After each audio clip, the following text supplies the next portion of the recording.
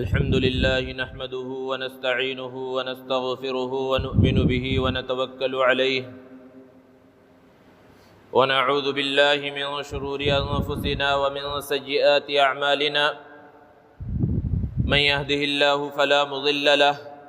ومن يضلله فلا هادي له ونشهد أن لا إله إلا الله وحده لا شريك له ونشهد أن سيدنا ومولانا محمدا عبده ورسوله صلى الله تعالى عليه وعلى آله وأصحابه وبارك وسلم تسليما كثيرا كثيرا. أما بعد فأعوذ بالله من الشيطان الرجيم. بسم الله الرحمن الرحيم. إن عدة الشهور عند الله 12 شهرا في كتاب الله يوم خلق السماوات والأرض منها 4 حرم ذلك الدين القيم. صدق اللہ العظیم. معزز سامعین کرام، بزرگوں اور دوستو، اللہ رب العزت نے اس کائنات کو پیدا فرمایا اور اس کائنات کے اندر اشرف المخلوقات انسان کو پیدا فرمایا، اور انسان کو پیدا کرنے کے بعد یوں ہی چھوڑ نہیں دیا، بلکہ اس کی ضروریات کے لیے اللہ تبارک و تعالی نے ہر چیز کو پیدا فرمایا. بلکہ یہ کہا جا سکتا ہے کہ یہ ساری مخلوقات ہی انسان کے فائدے کے لیے اللہ تبارک و تعالی نے پیدا فرمائی. انسان کی ایک ایک ضرورت کا سامان اللہ تبارک و تعالی نے پیدا فرمایا. اس زمین کو دیکھ لیں کہ یہ زمین خزانوں سے بھری ہوئی ہے. اسی سے پانی کا خزانہ نکل رہا ہے، اسی سے چارہ نکل رہا ہے، اسی سے غلہ نکل رہا ہے، اسی سے لوہے کا خزانہ نکل رہا ہے، اسی سے ساری دھاتوں کا خزانہ نکل رہا ہے، اسی سے سونا چاندی نکل رہا ہے، اسی سے پیٹرول اور ڈیزل نکل رہا ہے. بلکہ آگے بڑھ کے یہ کہا جا سکتا ہے کہ یہ زمین موت اور حیات کا بھی خزانہ ہے، کہ اسی زمین سے انسان پیدا ہوتا ہے اور پھر اسی کے اندر مر کھپ جاتا ہے. تو اس زمین کے اندر ساری چیزوں کے خزانے ہیں. تو بہرحال اللہ تبارک و تعالی نے انسانوں کی ضروریات کے لیے ہر چیز کو پیدا فرمایا. انسان کو فطری طور پر جن چیزوں کی ضرورت ہو سکتی ہے ان میں سے ایک وقت کا حساب بھی ہے، کہ اسے معلوم ہو کہ اب کیا وقت ہو رہا ہے، کون سا دن چل رہا ہے، کون سا مہینہ چل رہا ہے، کون سا سال چل رہا ہے، کس صدی کے اندر ہم زندگی گزار رہے ہیں. یہ وقت کا حساب معلوم ہونا اور وقت کا حساب کرنا بھی انسان کے لیے ایک اہم ضرورت ہے، بنیادی ضرورت ہے. کیونکہ انسان کی جو حالت ہے وہ ایک طرح نہیں رہتی. پہلے پیدا ہوا تو بچپنا ہے، پھر اس کے بعد شعور کا زمانہ ہے، پھر جوانی کا زمانہ ہے، پھر ادھیڑ عمر کا زمانہ ہے، پھر بڑھاپے کا زمانہ ہے، پھر ایک وقت وہ آئے گا کہ اسے اس دنیا کو چھوڑ کر چلے بھی جانا ہے. اور پھر انسان کا تعلق صرف اپنی ذات سے نہیں ہے، بلکہ اس کا تعلق رشتہ داروں کے ساتھ ہوتا ہے، والدین کے ساتھ ہے، دادا دادی کے ساتھ ہے، نانا نانی کے ساتھ ہے، چاچا پھوپھی کے ساتھ ہے. ہر ایک کے ساتھ اس کا اٹھنا بیٹھنا ہے، ملنا جلنا ہے. پھر رشتہ داروں سے آگے بڑھ کر عزیز و اقارب کے ساتھ اس کا تعلق ہوتا ہے. یہ تو دنیاوی اعتبار سے ہوا. اور دین کے اعتبار سے دیکھیں تو ہمارا تعلق سب سے بڑا جناب نبی کریم صلی اللہ علیہ وسلم کے ساتھ ہے، اور سابقہ انبیاء کرام علیہم الصلاۃ کے ساتھ ہے. کہنے کا مقصد یہ ہے کہ جب انسان کا تعلق صرف اپنی ذات سے نہیں ہے، بہت سے لوگوں کے ساتھ ہے، دین کے اعتبار سے بھی، دنیا کے اعتبار سے بھی، تو اسے یہ پتہ ہونا چاہیے کہ وہ خود کس زمانے میں زندگی گزار رہا ہے، اس کا بچپنا کب گزرا، وہ کب پیدا ہوا تھا، اس کے آباء و اجداد کس زمانے سے تعلق رکھتے تھے، اس کے والدین کہاں موجود ہیں، کس زمانے کے اندر موجود ہیں، اس کے رشتہ دار کس جگہ پر موجود ہیں، کس زمانے کے اندر موجود تھے. یہ معلوم ہونا چاہیے دنیاوی اعتبار سے. اور دین کے اعتبار سے چونکہ ہمارا ایمان ہے محمد عربی صلی اللہ علیہ وسلم پر، تو ہمیں یہ معلوم ہونا چاہیے کہ محمد عربی صلی اللہ علیہ وسلم کا زمانہ کون سا تھا، آپ کس زمانے میں تشریف لائے، اس زمانے سے لے کر اب تک کتنا طویل زمانہ گزر چکا ہے. اور ایک مسلمان، سچا پکا مسلمان اسی وقت ہو سکتا ہے جبکہ وہ تمام انبیاء کرام علیہم الصلاۃ والسلام پر ایمان لائے. تو دیگر انبیاء کرام علیہم السلام کا زمانہ کون سا تھا، کون سے نبی پہلے آئے، کون سے رسول پیغمبر بعد میں آئے، یہ بھی ہمیں معلوم ہونا چاہیے۔ اور یہ کب معلوم ہوگا؟ جب ہمیں زمانہ معلوم ہوگا، وقت کا حساب کتاب معلوم ہوگا۔ اور اسی وقت کے حساب کتاب کو معلوم کرنے کے لیے کیلنڈر ایجاد کیے گئے ہیں،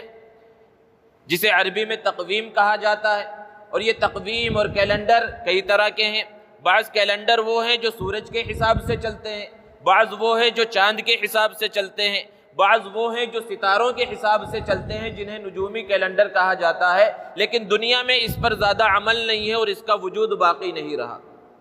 جہاں تک سورج سے چلنے والے کیلنڈر کی بات ہے تو اسے شمسی اور عیسوی کیلنڈر کہا جاتا ہے، جس پر دنیا میں عمل ہو رہا ہے۔ اور جیسے اب 2020 چل رہا ہے تو عیسوی کیلنڈر کے بارے میں یہ کہا جاتا ہے کہ جب حضرت عیسیٰ علیہ السلام کی ولادت ہوئی تھی اس وقت سے اس کا آغاز ہوا۔ یہ بات صحیح ہے یا نہیں ہے، خود اس میں اختلاف ہے، لیکن اگر اس کو مان لیا جائے تو یہ کہا جا سکتا ہے کہ حضرت عیسیٰ علیہ السلام سے لے کر اب تک 2020 سال گزر چکے ہیں۔ اور جو قمری کیلنڈر ہے، چاند کے حساب سے جو کیلنڈر چلتا ہے، اسے اسلامی کیلنڈر بھی کہا جاتا ہے، اسے ہجری کیلنڈر بھی کہا جاتا ہے۔ اور اب 1441ویں ہجری چل رہی ہے اور ہجرت سے اس کا آغاز ہوا، تو اس اعتبار سے یہ کہا جا سکتا ہے کہ جب محمد عربی صلی اللہ علیہ وسلم نے مکۃ المکرمہ سے مدینۃ المنورہ کی طرف ہجرت فرمائی تھی، اس وقت سے لے کر اب تک 1441 سال گزر چکے ہیں۔ دوستو، یوں تو سورج بھی اللہ کا ہے اور چاند بھی اللہ کا ہے، ساری چیزوں کا نظام اللہ رب العزت نے اپنے قبضے قدرت میں لے رکھا ہے، سب کچھ اللہ کے نظام کے تحت ہی چلتا ہے۔ لیکن جو سورج کے ذریعے جو کیلنڈر چلتا ہے، جسے عیسوی کیلنڈر اور شمسی کیلنڈر کہا جاتا ہے، یہ کیلنڈر کی جہاں تک بات ہے یہ انسانوں کا بنایا ہوا کیلنڈر ہے۔ اور انسانوں کی بنائی ہوئی چیز ہمیشہ کے واسطے نہیں ہوتی، ہر جگہ کے لیے نہیں ہوتی، اس کے اندر کچھ نہ کچھ خرابیاں ہوتی ہیں۔ حالانکہ اسی سورج کے ذریعے جو نظام چلتا ہے اس کا تعلق ہماری عبادتوں سے بھی ہے، کہ جو ہم نماز پڑھتے ہیں، ابھی ظہر کی نماز کا وقت ہے، جمعہ کی نماز کا وقت ہے، تو اس کا جو وقت متعین کیا گیا کہ 12:02 پر ظہر کا وقت شروع ہوگا اور پھر اتنے بجے ختم ہو جائے گا، یہ نظام کس کے ذریعے طے کیا گیا؟ چاند کے ذریعے نہیں، بلکہ سورج کے نظام کے ذریعے نمازوں کے اوقات کی تعیین ہوتی ہے۔ ہم رمضان کے اندر روزہ رکھتے ہیں اور پھر جب افطاری کے دسترخوان پر بیٹھتے ہیں تو افطاری جو کرتے ہیں، افطار کا جو وقت ہوتا ہے اور دعا پڑھ کر کھجور جو ہے اپنے منہ میں ڈالتے ہیں، تو اس کا جو نظام ہے وہ سورج کے نظام پر ہے کہ جیسے ہی سورج غروب ہوگا ہمیں افطاری کرنی ہے، اپنے روزے کو ختم کرنا ہے۔ تو ایسا نہیں ہے کہ سورج کے ذریعے جو نظام چل رہا ہے اس کا تعلق ہماری عبادتوں سے نہیں ہے، اس کا تعلق بھی ہماری عبادتوں سے ہے۔ لیکن عمومی اعتبار سے دیکھا جائے تو ہماری جو عبادتیں ہیں جو اللہ رب العزت نے متعین فرمائی ہیں وہ قمری کیلنڈر پر ہیں، چاند کے ذریعے چلنے والے کیلنڈر پر ہے۔ اور یہ قمری کیلنڈر پہلے سے چلا آ رہا ہے، پہلے انبیاء کرام علیہ السلام کے زمانے میں بھی یہ قمری کیلنڈر تھا، لیکن اسے ہجری کیلنڈر نہیں کہا جاتا تھا۔ ہجری کیلنڈر تو اسلام میں کہا جانے لگا، اللہ کے رسول صلی اللہ علیہ وسلم کے زمانے کے بعد کہا جانے لگا۔ تو پہلے انبیاء کرام علیہ السلام جو گزرے ہیں انہیں جو عبادتیں دی گئی ان کا دار و مدار اور ان کی بنیاد بھی چاند کے ذریعے چلنے والے کیلنڈر پر تھا۔ اور چاند کے ذریعے جو کیلنڈر چلتا ہے یہ ایک فطری کیلنڈر ہے کہ ہر انسان اس کو سمجھ سکتا ہے، معلوم کر سکتا ہے، دنیا کے ہر کونے ہر خطے کے واسطے۔ سورج کے ذریعے جو کیلنڈر چلتا ہے، دنیا کے بعض علاقے ایسے ہیں کہ وہاں جا کر یہ فیل ہو جاتا ہے۔ ہمیں معلوم ہے، جو لوگ دنیا کے جغرافیے کو جانتے ہیں وہ اس بات کو سمجھتے ہیں کہ بعض علاقے دنیا میں ایسے ہیں کہ کئی مہینے وہاں سورج نکلتا ہی نہیں ہے، اور پھر جب نکل جاتا ہے تو پھر کئی مہینے نہیں ڈوبتا ہے۔ تو وہاں پر جو نظام نمازوں کا اور ساری چیزوں کا متعین کیا گیا ہے، وہاں پر دیکھا جائے تو سورج کا کیلنڈر تو فیل ہو گیا، کیونکہ وہ نہ ڈوب رہا ہے نہ نکل رہا ہے، ایک انداز میں وہاں پر رکا ہوا ہے۔ تو ایک جگہ ایسی ہے کہ جہاں پر سورج کا کیلنڈر فیل ہو گیا، لیکن جو چاند کے ذریعے کیلنڈر ہے دنیا کے کسی علاقے میں یہ فیل نہیں ہوگا، یہ ہر جگہ پر چلے گا، کیونکہ یہ فطری ہے، اس کو اللہ رب العزت نے متعین فرمایا ہے۔ اور ایک عام آدمی جو زیادہ پڑھا لکھا نہیں ہے، اگر دنیا سے یہ سارے کیلنڈر ختم کر دیے جائے جو چھپے ہوئے ہیں،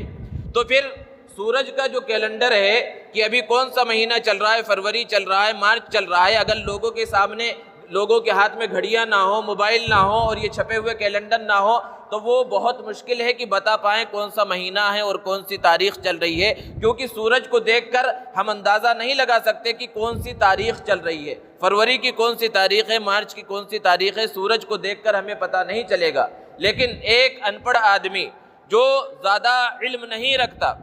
چاند کو دیکھ کر، اس کے پاس جب کوئی کیلنڈر نہ ہو، موبائل نہ ہو، گھڑی نہ ہو، تو چاند کو دیکھ کر وہ اندازہ لگا سکتا ہے کہ یہ مہینے کا شروع کا حصہ چل رہا ہے، درمیانی حصہ چل رہا ہے یا آخری حصہ چل رہا ہے۔ بلکہ جو زیادہ ماہر ہیں وہ تو متعینہ تاریخ بھی چاند کو دیکھ کر پتہ کر سکتے ہیں، کیونکہ یہ فطری کیلنڈر ہے۔ اور اللہ تبارک و تعالیٰ نے عبادتیں، جیسے کہ روزہ ایک اہم عبادت ہے، حج ایک اہم عبادت ہے، ان کی بنیاد کو قمری کیلنڈر پر رکھا، چاند کے ذریعے چلنے والے کیلنڈر پر رکھا، اس لیے کہ اللہ تبارک و تعالیٰ چاہتے ہیں مساوات ہو لوگوں کے درمیان، کیونکہ یہ ہمیں معلوم ہے اور پہلے بھی یہ بات کی جا چکی ہے کہ دنیا کے اندر اس وقت جو موسم ہمارے ہندوستان کے اندر ہے، ضروری نہیں کہ پوری دنیا میں اس وقت یہی موسم چل رہا ہو اور اسی طرح کے حالات ہوں۔ جیسے یہاں ابھی گرمی کا آغاز ہونے جا رہا ہے، ہر جگہ پر ایسے ہی ہو ضروری نہیں ہے۔ دنیا کے بعض خطے ایسے ہوں گے جہاں ابھی بارش ہو رہی ہوگی، بعض خطے ایسے ہوں گے جہاں پر برف باری ہو رہی ہوگی، بعض خطے ایسے ہوں گے جہاں پر بہت زیادہ ٹھنڈک کا موسم ہوگا۔ تو اللہ تبارک و تعالیٰ نے جو عبادتوں کو متعین فرمایا وہ چاند کے ذریعے چلنے والے کیلنڈر کے ذریعے منتخب فرمایا، کیونکہ سورج کے ذریعے جو کیلنڈر چلتا ہے، جیسے کہ ابھی فروری کا مہینہ چل رہا ہے تو یہ فروری کا مہینہ ہر سال اسی موسم کے اندر آئے گا، جب بھی فروری آئے گی تو ایسے ہی موسم ہوگا تقریباً، اور مارچ آئے گا تو ایسے ہی موسم ہوگا ہر بار۔ مئی جون کے اندر ہمیشہ گرمی ہی ہوگی۔ تو اگر شمسی کیلنڈر کے ذریعے کسی مہینے کو منتخب فرما کر اور روزے کو فرض کر دیا جاتا، مثال کے طور پر مئی کے مہینے میں یا جون کے مہینے میں روزوں کو فرض کر دیا جاتا، تو ہندوستان میں رہنے والے ہمیشہ کے لیے پریشانی میں ہوتے کہ ہمیشہ ان کے لیے رمضان گرمی میں ہی آ رہا ہے، اور دنیا کے بعض علاقے ایسے ہوتے جو جب وہاں پر ٹھنڈک کا موسم ہوتا وہ ہمیشہ کے لیے آسانی میں ہو جاتے۔ جبکہ اللہ رب العزت یہ چاہتے ہیں کہ یہ عبادتیں عدلتے بدلتے مہینوں کے اندر آتی رہیں، کہ اگر ایک وقت ایک علاقے کے لوگ آسانی محسوس کر رہے ہیں، ٹھنڈک کے زمانے میں رمضان آ رہا ہے، تو دوسری جگہ کے لوگ تھوڑا مشقت اٹھائیں، تھوڑی پریشانی کو برداشت کریں، اور جب وہ آسانی میں ہو تو یہاں کے لوگ تھوڑی پریشانی کو برداشت کریں۔ یہ اللہ رب العزت چاہتے ہیں، اور یہ کب ہوگا؟ جب عبادتوں کی بنیاد قمری کیلنڈر پر ہوگی۔ تو بہرحال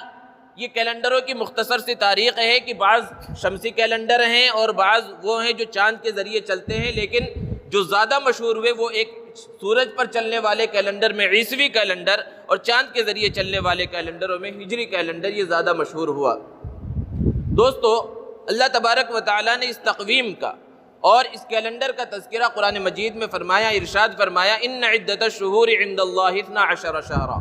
کہ مہینوں کی جو تعداد ہے اللہ تبارک و تعالیٰ کے نزدیک وہ 12 ہیں، اور ایسا نہیں ہے کہ اس کو بعد میں منتخب کیا گیا، بعض میں متعین کیا گیا، بلکہ اللہ تبارک و تعالیٰ نے فرمایا کہ یہ 12 مہینوں کی تعین اس وقت ہی کر دی گئی جبکہ اللہ تبارک و تعالیٰ نے آسمان اور زمین کو پیدا فرمایا۔ اس کائنات کو پیدا کرنے کا جب آغاز کیا اللہ تبارک و تعالیٰ نے، اسی وقت سے مہینوں کی تعداد 12 ہے۔ پھر آگے چل کر اللہ رب العزت نے بیان فرمایا منہا 4 حرم، کہ ان 12 مہینوں میں سے 4 مہینے وہ ہیں جو محترم ہیں، اور قرآن مجید میں ان محترم مہینوں کا نام بیان نہیں کیا گیا، احادیث مبارکہ کے اندر اس کی تفصیل آئی ہے، کیونکہ احادیث مبارکہ دراصل قرآن مجید کی تفسیر ہی ہے۔ احادیث میں اللہ کے رسول صلی اللہ علیہ وسلم نے ارشاد فرمایا کہ ذی قعدہ، ذی الحجہ اور محرم 3 مہینے یہ لگاتار ہیں جو محترم ہیں، اور چوتھا مہینہ وہ رجب کا مہینہ ہے جو اب چل رہا ہے، رجب کے مہینے کا آغاز ہو چکا ہے، جو جمادی الثانی اور شعبان کے درمیان میں آتا ہے، یہ محترم مہینہ ہے۔ اور محترم ہونے کا مطلب کیا ہے؟ اور ان کے محترم ہونے کا آغاز اسلام کے بعد نہیں ہوا کہ اللہ کے رسول صلی اللہ علیہ وسلم کے تشریف لانے کے بعد اور آپ کے ارشاد فرمانے کے بعد ان کے احترام کا آغاز ہوا ہو، بلکہ یہ پہلے سے چلا آ رہا ہے، اور یہاں تک کہ جو زمانے جاہلیت کے لوگ تھے وہ بھی ان مہینوں کو محترم سمجھا کرتے تھے، ان مہینوں کا احترام کرتے تھے، ان مہینوں میں لڑائی جھگڑے سے وہ اپنے آپ کو بچا کر رکھتے تھے، قتل و غارت گری سے ان مہینوں کے اندر وہ رکتے تھے۔ تو انہی محترم مہینوں میں سے ایک مہینہ رجب کا مہینہ ہے، رجب کا مہینہ شروع ہو چکا ہے، اور اس مہینے کی جہاں تک عظمت اور فضیلت کی بات ہے تو چونکہ قرآن مجید کے اندر اس کی جانب اشارہ آیا ہے، اور قرآن مجید میں اللہ رب العزت نے بیان فرما دیا کہ یہ 4 محترم مہینوں میں سے ہے، اس اعتبار سے یہ محترم ہے اور عظمت والا مہینہ ہے اور فضیلت والا مہینہ ہے۔ لیکن اسلام دشمن طاقتوں نے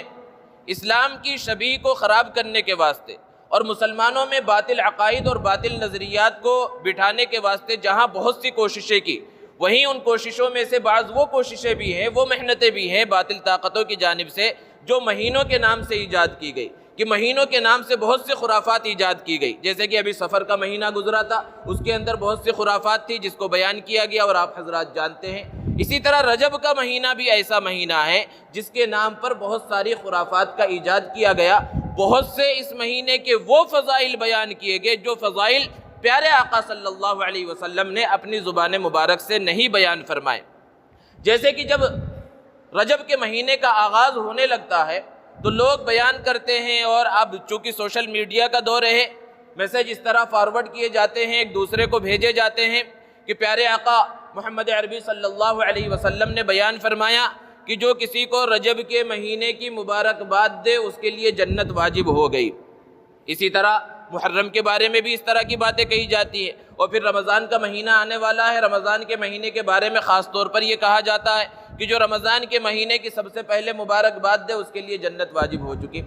دوستو، قرآن و سنت، قرآن و حدیث ہمارے سامنے موجود ہے، احادیث کا پورا ذخیرہ موجود ہے، احادیث کے ذخیرے کو آپ اٹھا کر دیکھ لیجئے۔ پورے احادیث کے ذخیرے میں آپ کو کوئی ایک حدیث ایسی نہیں ملے گی جس میں پیارے آقا محمد عربی صلی اللہ علیہ وسلم نے یہ ارشاد فرمایا ہو کہ کسی مہینے کے مبارکباد دینے کی وجہ سے جنت واجب ہو جاتی ہے۔ تو یہ کتنی بڑی جرأت ہے اور کتنی بڑی گستاخی ہے کہ ہم ایک ایسی بات کی نسبت محمد عربی صلی اللہ علیہ وسلم کی جانب کر رہے ہیں جو خود پیارے آقا صلی اللہ علیہ وسلم نے بیان نہیں فرمائی، اور یہ ہماری بہت بڑی خرابی ہے کہ آج جب موبائل ہمارے ہاتھ میں آ گیا ہے تو ہم بہت ساری چیزیں ہمارے پاس آتی ہیں اور ہماری ایک عادت بن گئی ہے کہ بس اس کو فارورڈ کیا جائے، دوسروں کو پہنچایا جائے۔ جہاں تک دنیا کی چیزوں کی بات ہے، دنیا کی خبروں کی بات ہے، اس میں بھی تحقیق کرنا چاہیے۔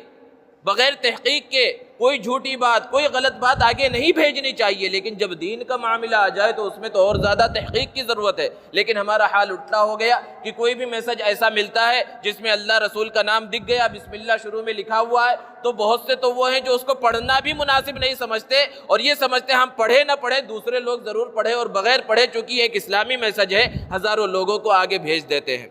جبکہ پیارے آقا صلی اللہ علیہ وسلم نے ارشاد فرمایا، من کذب علی متعمدا فلیتبوأ مقعدہ من النار، کہ جو جان بوجھ کر میری جانب کسی جھوٹ بات کی نسبت کرے تو کتنی سخت وعید بیان فرمائی۔ پیارے آقا صلی اللہ علیہ وسلم نے ارشاد فرمایا اسے چاہیے کہ وہ اپنا ٹھکانہ جہنم میں بنا لے۔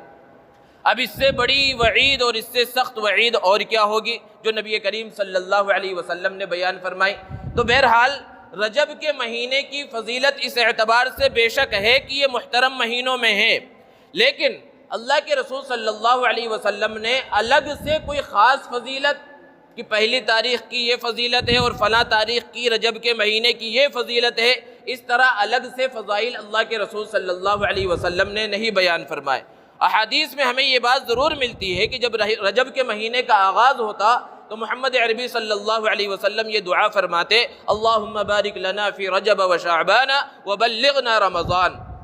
کہ اللہ ہمارے لیے اس رجب کے مہینے میں اور اس کے بعد آنے والے شعبان کے مہینے میں برکت عطا فرما اور ہمیں رمضان کے مہینے تک پہنچا دے۔ یہ انسان کی زندگی کی حقیقت ہے کہ اب 2 مہینے سے بھی کم وقت رمضان کے مبارک مہینے کے آنے میں رہ گیا، لیکن اللہ کے رسول صلی اللہ علیہ وسلم نے یہ تعلیم دی، فرمایا کہ کوئی اس بات کو یقینی نہ سمجھے کہ وہ وہاں تک پہنچ ہی جائے گا۔ اسرائیل کب آ جائے کوئی بھروسہ نہیں، موت کا پیغام کب آ جائے کوئی بھروسہ نہیں، اس لیے ہمیں یہ دعا کرنی چاہیے کہ وہ مبارک اور محترم مہینہ آنے والا ہے، اے اللہ ہماری زندگی کے اندر اتنی برکت عطا فرما کہ یہ رجب کا مہینہ بھی خیر و عافیت کے ساتھ گزر جائے، شعبان کا مہینہ بھی خیر و عافیت کے ساتھ گزر جائے، اور اس رمضان کے مبارک اور محترم مہینے کے اندر ہم آسانی کے ساتھ پہنچ جائے، یہ دعا کرنا چاہیے۔ اس کے علاوہ رجب کے بارے میں اور بہت ساری خرافات ہیں، بہت ساری نمازیں متعین کر دی گئی ہیں کہ رجب کا جب مہینہ آئے تو شروع مہینے میں یہ نماز پڑھنی ہے، اور اس نماز کے فلاں رکعت میں یہ سورت پڑھنی ہے، یہ سورت پڑھنی ہے، اور اس کی نسبت حضور اکرم صلی اللہ علیہ وسلم کی جانب کر دی گئی۔ یہ سب باتیں غلط ہیں، خرافات میں سے ہے، دین سے، سنت سے، قرآن سے اس کا کوئی تعلق نہیں ہے۔ ایک نماز کے بارے میں کہا جاتا ہے جسے صلاۃ الالفیہ کہتے ہیں، اردو میں ہزاری نماز کے نام سے مشہور ہے، کہ جب رجب کے مہینے کا آغاز ہو تو اس نماز کو پڑھا جائے۔ اور ایک نماز صلاۃ ام داؤد کے نام سے مشہور ہے کہ رجب کے درمیان میں اس نماز کو پڑھا جائے۔ اور ایک نماز ہے جو صلاۃ الرغائب کے نام سے مشہور ہے، اور صلاۃ الرغائب کے بارے میں بعض من گھڑت اور بیکار کتابوں کے اندر یہ بات لکھی ہوئی ہے، جن کتابوں کا کوئی تعلق اس کے صحیح ہونے سے نہیں ہے، اللہ اور اس کے رسول سے نہیں ہے، قرآن اور حدیث سے نہیں ہے۔ ان کتابوں کے اندر یہ بات لکھی ہوئی ہے کہ جب رجب کے مہینے کا پہلا جمعہ آئے، اس جمعے سے پہلے جو رات گزری ہے اس رات کے اندر 12 رکعتیں پڑھی جائیں، اور فلاں فلاں رکعت کے اندر یہ سورے پڑھے جائیں، تو اس کو بہت ساری فضیلتیں حاصل ہوتی ہیں۔ حالانکہ آپ قرآن مجید کو اٹھا کر دیکھ لیجئے، احادیث مبارکہ کو اٹھا کر دیکھ لیجئے، ائمہ کرام کی زندگیوں کو اٹھا کر دیکھ لیجئے، اولیاء کرام کی زندگیوں کو اٹھا کر دیکھ لیجئے، ان کے پاس یہ نماز نہیں ملے گی، کیونکہ یہ نماز جب ہے ہی نہیں شریعت کے اندر، پیارے آقا صلی اللہ علیہ وسلم نے پڑھا ہی نہیں، امت کو اس بات کی ترغیب ہی نہیں دی، تو بالکل آنکھ بند کر کے یہ کہا جا سکتا ہے کہ یہ بالکل غلط ہے، من گھڑت ہے، اس کا اسلام سے، شریعت سے کوئی تعلق نہیں ہے۔ اب بعض لوگ وہ ہوں گے مجمع کے اندر یا جو بھی سن رہے ہیں، اور جہاں جہاں یہ باتیں بیان کی جاتی ہیں وہ یہ کہہ رہے ہوں گے، اپنے ذہن میں سوچ رہے ہوں گے کہ بھئی ہم نے تو یہ نماز کبھی سنی ہی نہیں، ہم نے اس نماز کا نام تک نہیں سنا، پھر جمعہ کے بیان میں اس کو بیان کرنے کی ضرورت کیا ہے؟ تو دوستو، حقیقت یہی ہے کہ جو سنت ہوتی ہے وہ انٹرنیشنل ہوتی ہے۔ سنت جو ہوگی وہ ہندوستان میں بھی اسی طرح ہوگی، پاکستان میں بھی اسی طرح ہوگی، دنیا کے ہر کونے میں ہوگی۔ اور جو بدعت ہوگی، جس کا اسلام سے کوئی تعلق نہیں ہوگا، وہ لوکل ہوگی۔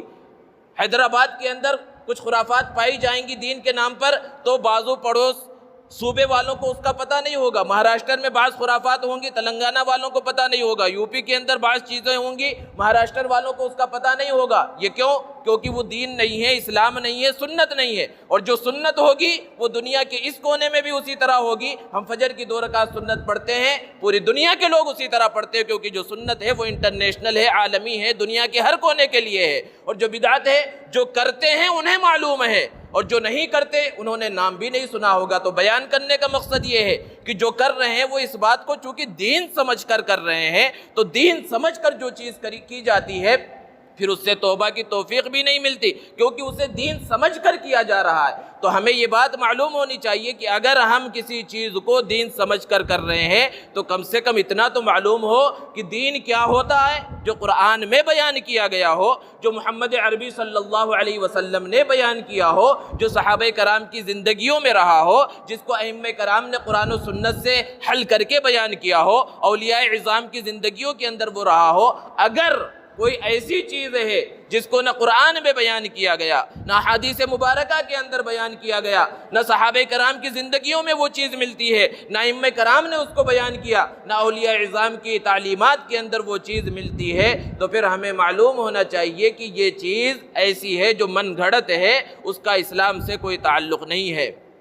دوستو، اس بات کو سمجھنے کی ضرورت ہے۔ اسی طرح رجب کے مہینے کے اندر، چونکہ اسی مہینے میں اللہ کے رسول صلی اللہ علیہ وسلم کو معراج کرائی گئی،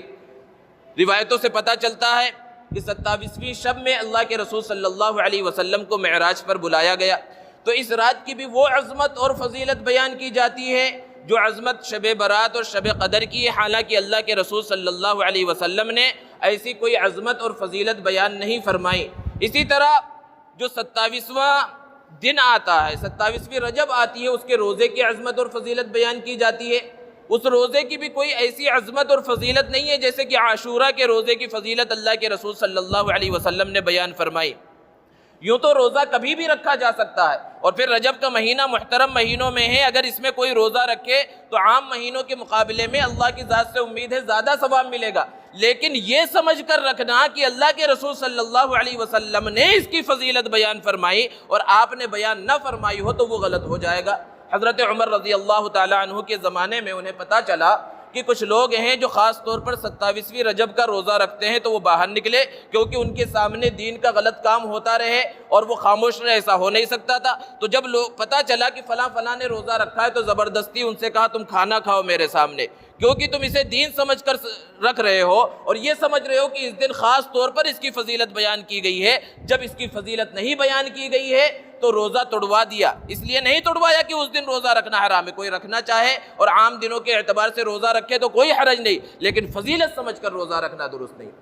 اسی طرح 22 رجب کے بارے میں ایک رسم مشہور ہو گئی جس کا قرآن سے، سنت سے، دین سے کوئی تعلق نہیں ہے، اور اس تاریخ کے بارے میں کہا جاتا ہے کہ حضرت جعفر صادق رحمۃ اللہ علیہ کی اس دن ولادت ہوئی۔ آپ تاریخ کو اٹھا کر دیکھیے، جو لوگ اس رسم کے اندر مبتلا ہیں اور حضرت جعفر صادق کے نام پر یہ سب خرافات کر رہے ہیں، خود انہیں پتہ نہیں ہے کہ جعفر صادق اصل میں ہے کون، حضرت جعفر صادق کا مقام و مرتبہ کیا ہے۔ حضرت امام جعفر صادق رحمۃ اللہ علیہ حضرت علی رضی اللہ تعالیٰ عنہ کے پوتے ہیں۔ ایک طرف رشتہ ہے حضرت علی رضی اللہ تعالیٰ عنہ سے، اور حضرت علی رضی اللہ تعالیٰ عنہ سے رشتہ ہونے کا مطلب ہے اللہ کے رسول صلی اللہ علیہ وسلم سے رشتہ ہے، اور دوسری طرف سے ان کا رشتہ حضرت ابوبکر صدیق رضی اللہ تعالیٰ عنہ سے ملتا ہے، اور مشہور کر دیا گیا ہے کہ یہ روافظ کے امام ہیں۔ حالانکہ یہ روافظ کے امام نہیں، یہ اہل سنت والجماعت کے بڑے علماء میں ان کا شمار ہوتا ہے۔ حضرت امام ابو حنیفہ رحمۃ اللہ علیہ کے ہم عصر ہیں، ایک زمانے کے ہیں۔ ان کے بارے میں غلط طور پر یہ مشہور کر دیا گیا کہ 22 رجب کو ان کی ولادت ہوئی، اور خود ایک لکڑہارے کا واقعہ بیان کیا جاتا ہے کہ اس کی بیوی نے حضرت جعفر صادق کو یہ کہتے ہوئے سنا کہ جو میرے نام کے کونڈے بھرے گا، یعنی کونڈوں کے اندر کچھ پکا کر خاص چیزیں اس میں پھر غریبوں کو تقسیم کیا جائے گا، یا کس انداز میں وہ کیا جاتا ہے، تو وہ کامیاب ہوگا، اور جو اس کو جھوٹ سمجھے گا وہ برباد ہو جائے گا۔ اس طرح کے من گھڑت واقعات بیان کیے جاتے ہیں اور لوگ اس کے اندر مبتلا ہیں۔ پہلی بات تو یہ ہے کہ حضرت جعفر صادق رحمۃ اللہ علیہ کی ولادت 22 رجب تو چھوڑیے، رجب کے مہینے میں ہی نہیں ہوئی، صحیح تاریخ کو اٹھا کر دیکھ لیا جائے۔ اس کے برخلاف 22 رجب کو حضرت امیر معاویہ رضی اللہ تعالی عنہ کی وفات ہوئی ہے، جن کی خاص دشمنی ہے روافظ سے، اور چونکہ اس دن وہ خوشی منانا چاہتے ہیں اور یہ کہہ کر خوشی منائے کہ ایک صحابی کی وفات ہوئی ہے، خوشی مناؤ، تو ادنا سے ادنا مسلمان بھی اس کے لیے تیار نہیں ہوگا، تو دوسرے راستے اختیار کیے گئے۔ بہرحال یہ سب خرافات ہیں، من گھڑت باتیں ہیں، اسلام سے اس کا کوئی تعلق نہیں ہے۔ اور بہت سی وہ چیزیں ہیں الگ الگ ناموں سے مشہور ہے، تبارک کی روٹیاں، کہ کسی خاص تاریخ کو کچھ عورتیں گھروں کے اندر وہ روٹیاں بناتی ہیں اور اس میں کتنی مرتبہ سورہ ملک پڑھ کر پھونکا جاتا ہے اور پھر اگلے دن اس کو تقسیم کر دیا جاتا ہے۔ یہ سب کام دین سمجھ کر کیے جا رہے ہیں۔ اگر کوئی کہتا ہے کہ یہ سب دین ہے، اسلام ہے، شریعت سے اس کا تعلق ہے، تو راستہ کھلا ہوا ہے، قرآن کے اندر بتا دے، احادیث مبارکہ کے اندر بتا دے، اللہ کے رسول صلی اللہ علیہ وسلم نے یہ کیا ہے، حضرت ابوبکر نے کیا، حضرت عمر نے کیا، حضرت عثمان اور حضرت علی رضی اللہ عنہم نے کیا، یا فلاں امام نے کہا ہے، یا فلاں ولی نے کہا ہے، کہیں سے اگر کوئی دکھا دے، اور قیامت کی صبح تک نہیں دکھایا جا سکتا، کیونکہ قرآن جو ہے وہ سامنے ہے، واضح ہے، احادیث جو ہے وہ سامنے ہے، واضح ہیں، تو پھر خود بھی ایسے خرافات سے بچنے کی ضرورت ہے اور اپنے ماتحتوں کو بھی ان خرافات سے بچانے کی ضرورت ہے۔ اللہ رب العزت سے دعا ہے اللہ تبارک و تعالی ہم سب کو دین کے نام پر جو خرافات چل رہی ہیں ان خرافات سے بچنے کی توفیق عطا فرمائے۔ وآخر دعوانا الحمد للہ رب العالمین۔